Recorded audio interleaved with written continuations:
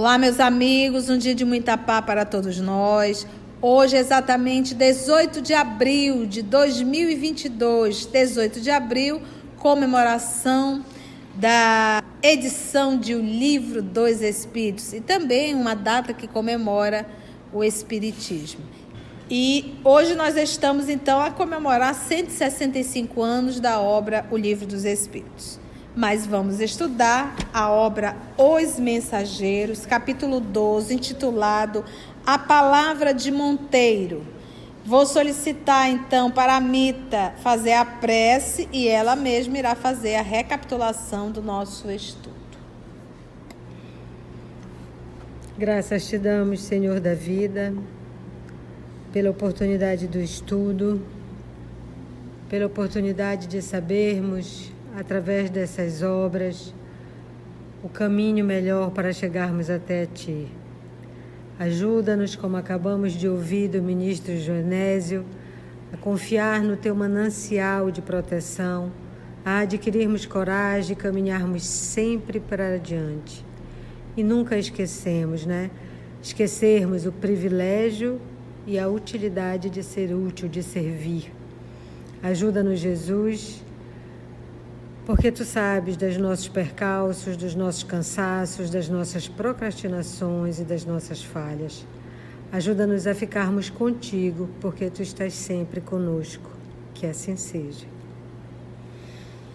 Em nosso último estudo, vimos a história do Belarmino Ferreira. Belarmino Ferreira veio para ser doutrinador. Veio recomendado, o ministro Gedeão se empenhou para ele, avalizou a vinda dele. Ele veio com 8 médios extremamente dedicados para serem auxiliares dele, e ele foi dirigente de casa espírita, né? Só que no meio do caminho ele se perdeu, né? E ele começou a fazer amizade com gente de mentalidade inferior, e ele queria demonstrações, mas só que as respostas sempre eram negativas.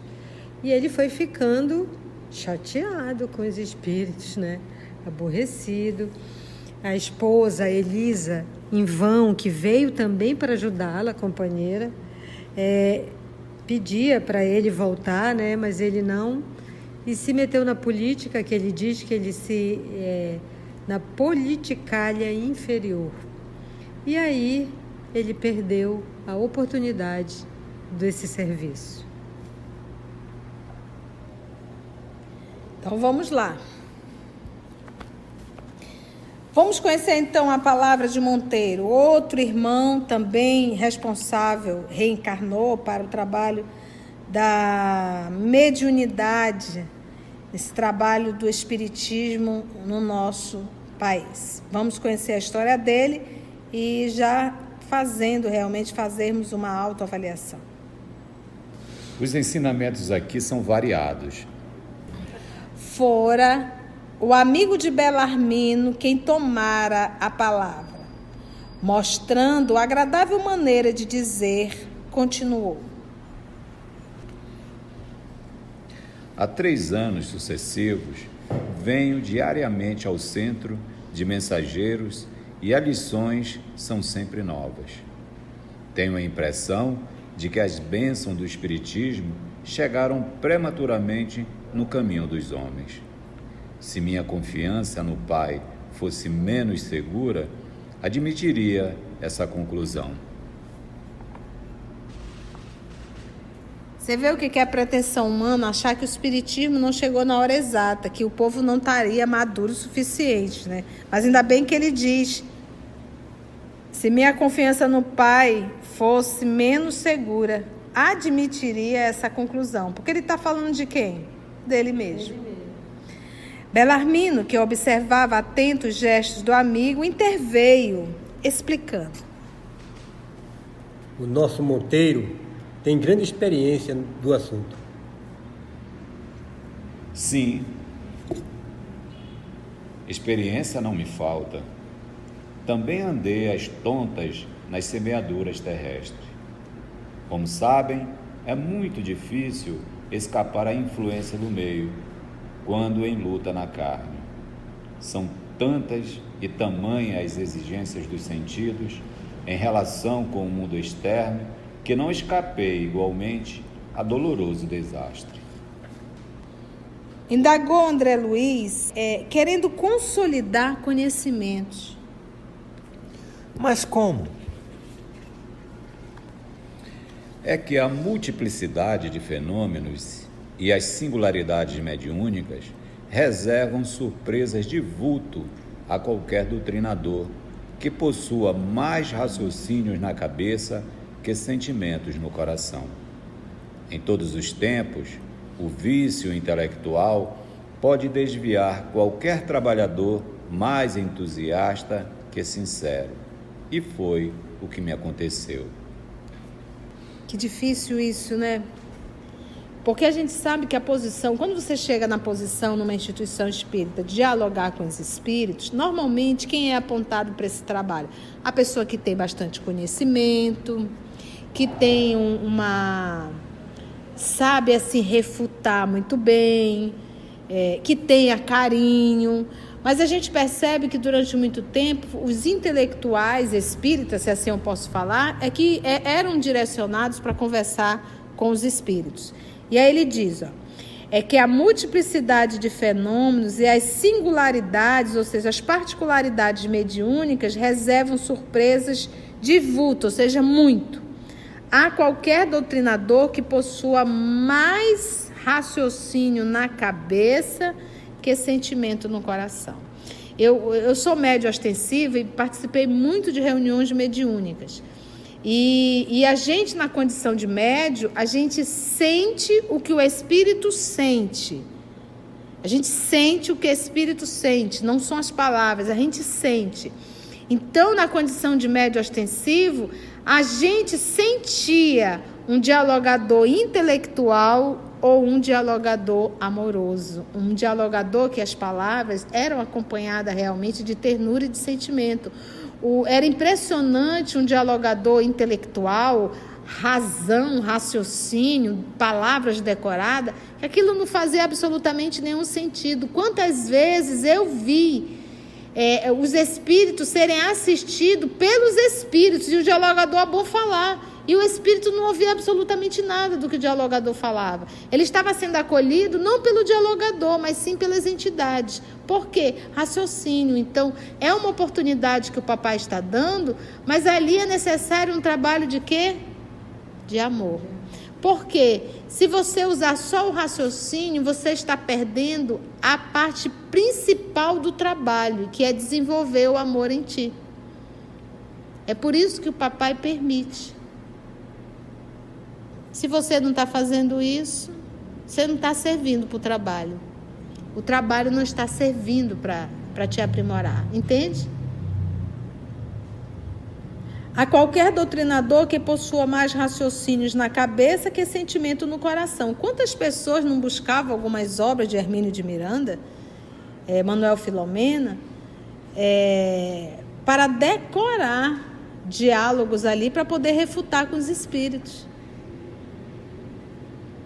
Enquanto que cada um é cada um. Em todos os tempos, o vício intelectual pode desviar qualquer trabalhador mais entusiasta que sincero. E foi o que me aconteceu. Então ele era o quê? O entusiasmado com o trabalho, mas não sincero com o trabalho. Tia, como é que eu posso distinguir se eu sou uma pessoa que tem um entusiasmo com o trabalho ou que eu sou uma pessoa sincera com o trabalho? O entusiasta, ele vive dentro da instituição e dentro do trabalho, o espiritismo. O sincero, ele usa o espiritismo para a sua vida. Ele tem certeza que a doutrina espírita é o cristianismo redivivo, então aquilo faz parte da vida dele. E não de um momento dentro da instituição espírita. Por isso ele ser sincero. E o entusiasta, ele adora o fenômeno, ele adora aquilo ali lá dentro. Às vezes eu penso assim, Às vezes o doutrinador fala com tanta docilidade com o desencarnado, mas no cotidiano é um bruto. Qual é a diferença? Ele está falando também com o espírito, só que com o corpo físico. Mas não tem diferença nenhuma. Depois de ligeira pausa, prosseguiu. Não preciso esclarecer que também parti do nosso lar, noutro tempo, em missão de entendimento espiritual. Não ia para estimular fenômenos, mas para colaborar na iluminação de companheiros encarnados e desencarnados. O serviço era imenso. Nosso amigo Ferreira pode dar testemunho, porquanto partimos quase juntos. Recebi todo o auxílio para iniciar minha grande tarefa, e intraduzível alegria me dominava o espírito no desdobramento dos primeiros serviços. Minha mãe, que se convertera em minha devotada orientadora, não cabia em si de contente. Enorme entusiasmo instalara-se-me no espírito. Sob meu controle direto estavam alguns médios de efeitos físicos, além de outros consagrados à psicografia e à incorporação. E tamanho era o fascínio que o comércio com o invisível exercia sobre mim, que me distraía completamente quanto à essência moral da doutrina. Tínhamos 4 reuniões semanais, às quais comparecia com assiduidade absoluta. Confesso que experimentava certa volúpia na doutrinação aos desencarnados de condição inferior. Para todos eles, tinha longas exortações decoradas, na ponta da língua. Aos sofredores, fazia ver que padeciam por culpa própria. Aos embusteiros, recomendava enfaticamente a abstenção da mentira criminosa. Os casos de obsessão mereciam-me ardor apaixonado. Estimava enfrentar obsessores cruéis para reduzi-los a zero no campo da argumentação pesada. Outra característica que me assinalava a ação firme era a dominação que pretendia exercer sobre alguns pobres sacerdotes católicos romanos, desencarnados em situação de ignorância das verdades divinas. Chegava ao cúmulo de estudar pacientemente longos trechos das Escrituras, não para meditá-los com entendimento, mas por mastigá-los a meu bel prazer, bolsando-os depois aos espíritos perturbados em plena sessão, com a ideia criminosa de falsa superioridade espiritual. O apego às manifestações exteriores desorientou-me por completo. Acendia luzes para os outros, preferindo, porém, os caminhos escuros e esquecendo a mim mesmo. Somente aqui de volta pude verificar a extensão da minha cegueira. Diz o Augusto que só esse texto que ele leu, temos aí 3 estudos de comentário, e é Vera. Vamos só começar hoje para a gente dar cenas do próximo capítulo. Vamos lá. Vamos conhecer agora a história de Monteiro. Não preciso esclarecer que também parti de nosso lar, no outro tempo, em missão de entendimento espiritual, ok? Entendimento espiritual. Ele lia para... A missão dele era entendimento espiritual. Não ia para estimular fenômenos, mas para colaborar na iluminação de companheiros encarnados e desencarnados, ou seja, ele já saiu do mundo espiritual sendo preparado para ajudar na educação mediúnica, ajudar no trabalho espiritual, ser um palestrante e também ser um dialogador. Ele já saiu preparado, ou seja, gente, ninguém está em lugar nenhum por um mero acaso do destino, tá? Nós fomos preparados para. Se vai fazer ou não, aí é por conta nossa. Para colaborar na iluminação de companheiros encarnados e desencarnados. O serviço era imenso e continua sendo. Nosso amigo Ferreira pode dar testemunho, porquanto partimos quase juntos. Recebi todo o auxílio para iniciar minha grande tarefa e intraduzível alegria me dominava o espírito no desdobramento dos primeiros serviços. Ou seja, nosso Senhor Jesus, os amigos espirituais jogaram então ele, o Monteiro, sem preparo? Não. Minha mãe, que se convertera em minha devotada orientadora, não cabia em si de contente. Puxa vida, meu filhinho, né? Enorme entusiasmo instalara-se-me no espírito. Olha a palavra, entusiasmo. O entusiasmado, ele começa bem, mas difícil ele perseverar. Dificilmente ele persevera. É um vulcão, é um trovão. Pronto, acabou. Empolgação. Sob meu controle direto estavam alguns médios de efeitos físicos, além de outros consagrados à psicografia e incorporação. Ou seja, ele tinha alguma dúvida que existem espíritos? Não. Nenhum. E tamanho era o fascínio, olha a palavra que o André usa, fascínio, empolgação, que eu começo aí é o quê? Troca. Com o invisível, a troca, na compra. Porque de alguma forma ele se compraz naquilo, né? Era a mão de... Era ali toma lá da cá, como diz. Que o comércio com o invisível exercia sobre mim, que me distraí completamente quanto à essência moral da doutrina. Se distraiu. Aquele movimento de troca, de conversa, o ponto principal ele perdeu. Qual era? Era a parte moral. O que a gente tem que entender? Gente, a reunião mediúnica, a misericórdia divina, ela não permite, não é, o propósito não é, vocês têm que atender os espíritos desencarnados, porque aí não teria como atender. Não seja infantil. Antes de espiritismo, antes de reunião de desobsessão, você acha que, como é que Deus atendia esses espíritos? E ainda atende. Basta você ler de forma en passant as obras de André Luiz. Basta você pegar o livro Libertação, para você ver como Gúbio atendeu aquela leva de espírito no mundo espiritual. Então, é dispensável? É. Mas aí a gente fala, por que o Papai do Céu permite as reuniões mediúnicas? Porque é mais um recurso a mais para a gente ouvir e aprender. Ouvindo testemunhos vivos de espíritos que estão no mundo espiritual. Então, cada comunicação na reunião mediúnica, ela está ligada moralmente com cada um do grupo. Porque essas comunicações foram escolhidas porque são as lições que nós precisamos ouvir. Entende? Ele se desassociou totalmente disso.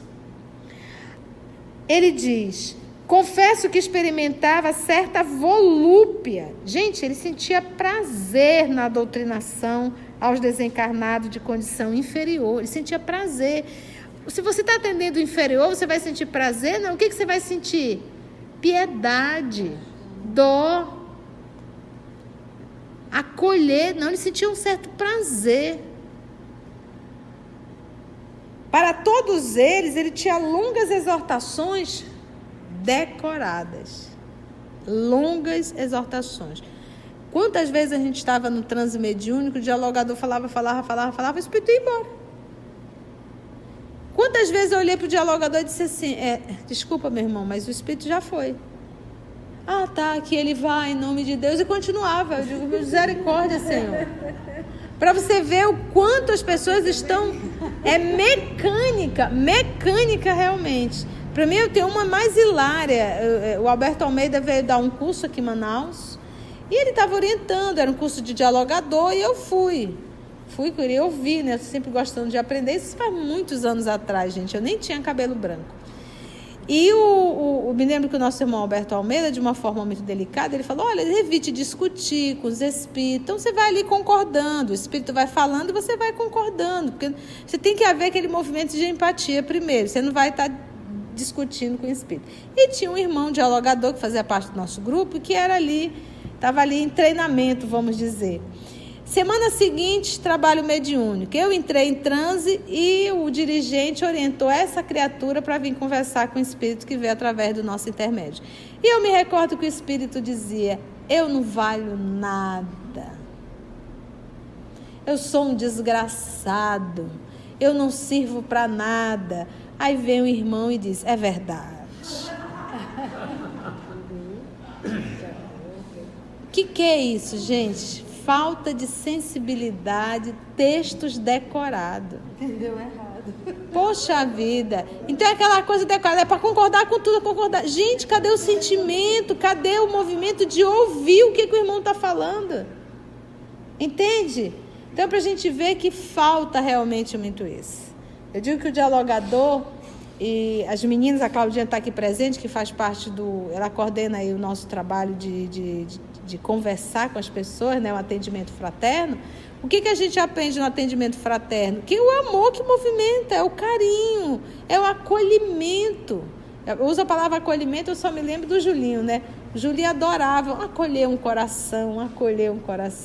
Mas é isso realmente, no mundo espiritual não é diferente. Pessoal, souber o abraço da Claudinha, vamos querer presenciar. A Mita está falando que vocês que conversam com a Claudinha não têm noção o quão bom é abraçar a Claudinha. Ela disse que é o melhor abraço. Meus irmãos, devido ao andar do tempo, cenas do próximo capítulo, e a próxima semana nós vamos dar continuidade a essas lições do nosso amigo dialogador. Antes de orarmos em agradecimento, vamos ouvir algumas considerações da tia que destacamos neste estudo para a reflexão dos ensinamentos. Vamos aos destaques da tia? Eu sou médio ostensiva e participei muito de reuniões mediúnicas. E a gente, na condição de médio, a gente sente o que o espírito sente. A gente sente o que o espírito sente, não são as palavras, a gente sente. Então, na condição de médio ostensivo, a gente sentia um dialogador intelectual ou um dialogador amoroso. Um dialogador que as palavras eram acompanhadas realmente de ternura e de sentimento. Era impressionante um dialogador intelectual, razão, raciocínio, palavras decoradas, que aquilo não fazia absolutamente nenhum sentido. Quantas vezes eu vi os espíritos serem assistidos pelos espíritos e o dialogador bom falar, e o espírito não ouvia absolutamente nada do que o dialogador falava. Ele estava sendo acolhido não pelo dialogador, mas sim pelas entidades. Por quê? Raciocínio. Então, é uma oportunidade que o papai está dando, mas ali é necessário um trabalho de quê? De amor. Por quê? Se você usar só o raciocínio, você está perdendo a parte principal do trabalho, que é desenvolver o amor em ti. É por isso que o papai permite. Se você não está fazendo isso, você não está servindo para o trabalho. O trabalho não está servindo para te aprimorar, entende? Tia, como é que eu posso distinguir se eu sou uma pessoa que tem um entusiasmo com o trabalho ou que eu sou uma pessoa sincera com o trabalho? O entusiasta, ele vive dentro da instituição e dentro do trabalho, o espiritismo. O sincero, ele usa o espiritismo para a sua vida. Ele tem certeza que a doutrina espírita é o cristianismo redivivo. Então, aquilo faz parte da vida dele e não de um momento dentro da instituição espírita. Por isso, ele ser sincero. E o entusiasta, ele adora o fenômeno, ele adora aquilo ali lá dentro. O ponto principal, ele perdeu qual era? Era a parte moral. O que a gente tem que entender? Gente, a reunião mediúnica, a misericórdia divina, ela não permite, o propósito não é, vocês têm que atender os espíritos desencarnados, porque aí não teria como atender. Não seja infantil. Antes de espiritismo, antes de reunião de desobsessão, você acha como é que Deus atendia esses espíritos? E ainda atende. Basta você ler de forma en passant as obras de André Luiz. Basta você pegar o livro Libertação, para você ver como Gúbio atendeu aquela leva de espírito no mundo espiritual. Então, é dispensável? É. Mas aí a gente fala, por que o Papai do Céu permite as reuniões mediúnicas? Porque é mais um recurso a mais para a gente ouvir e aprender, ouvindo testemunhos vivos de espíritos que estão no mundo espiritual. Então, cada comunicação na reunião mediúnica, ela está ligada moralmente com cada um do grupo, porque essas comunicações foram escolhidas porque são as lições que nós precisamos ouvir, entende? Ele se desassociou totalmente disso. Assim, concluindo o nosso estudo de hoje e agradecendo o nosso Mestre Jesus por mais este momento de aprendizado, vamos orar? Agradecemos então a Deus, nosso Pai, agradecemos a Jesus, o amor de nossa vida, e aos amigos espirituais aqui presentes. Que assim seja.